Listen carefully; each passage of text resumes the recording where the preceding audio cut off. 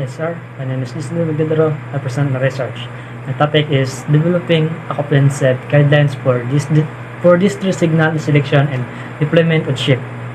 Number 1, introduction. These guidelines have been developed to assist in the preparation of shipboard emergency plans for ships carrying materials subject to the INF Code Plan 5.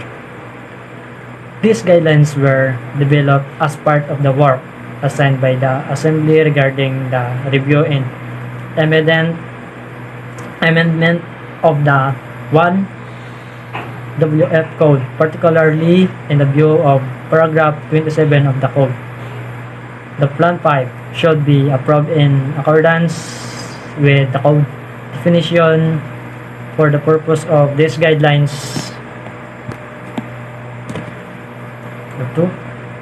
Number 1.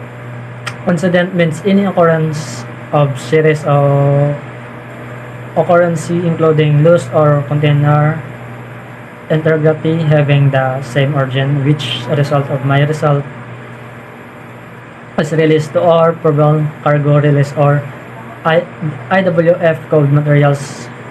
Number 2. Shipboard emergency plan or plan means a document that is tailored to a particular ship carrying INF code materials and contains the procedures to be followed to ensure shipboard preparedness for responding to emergencies.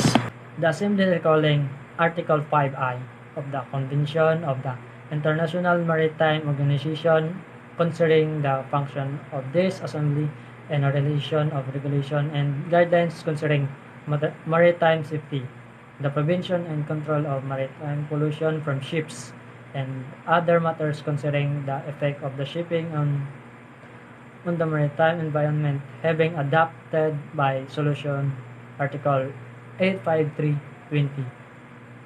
Amendment to the IHF Code is shipboard emergency plans and notification in the event of an incident involving materials subject to the code.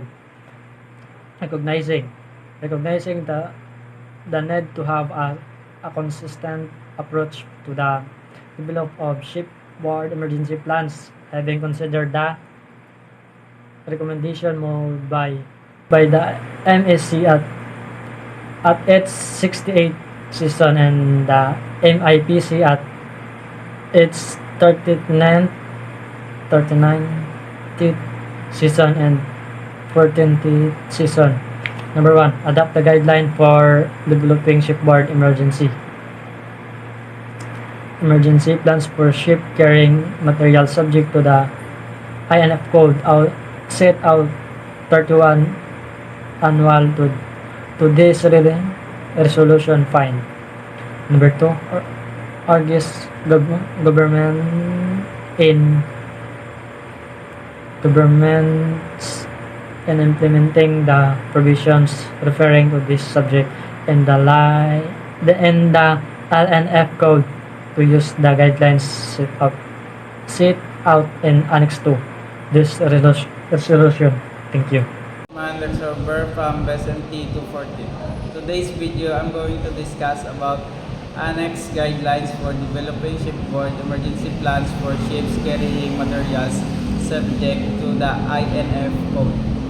These guidelines, prepared by the Marine Environment Protection Committee of the International Maritime Organization, contain information for the preparation of shipboard plans for ship carrying materials subject to the IMO Code for the safe carriage of irradiated nuclear fuel, plutonium, and high-level radioactive waste in flasks on-board ship.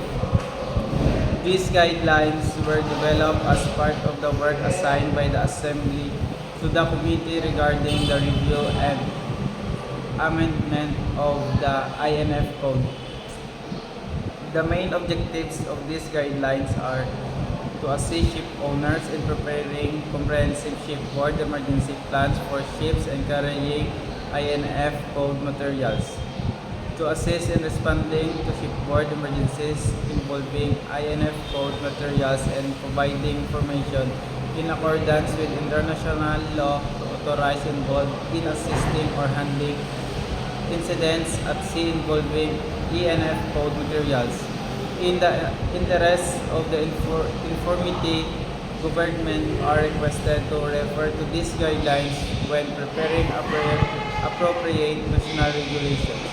While in port or an offshore terminal, the operation of a shipboard emergency plans for ship carrying materials subject to the INF code be subject to inspection by duly authorized officers. My name is Yoban Labordo, BSMT 214. My topic is concept of guidelines permanent link. The guidelines are intended to provide a starting point for the preparation of specific shipboard emergency plan for each ship engaged in transporting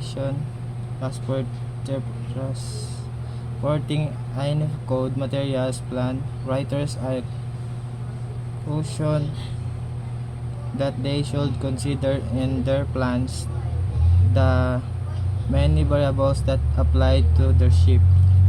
Some of those variables include type and size of ship, categories of NF code materials and their physical properties, route and shore base management structure. The guidelines are not intended to be a compilation of menu items from which in plan writers can select certain section and product a workable plan, but rather a process to ensure preparation for responding to emergencies.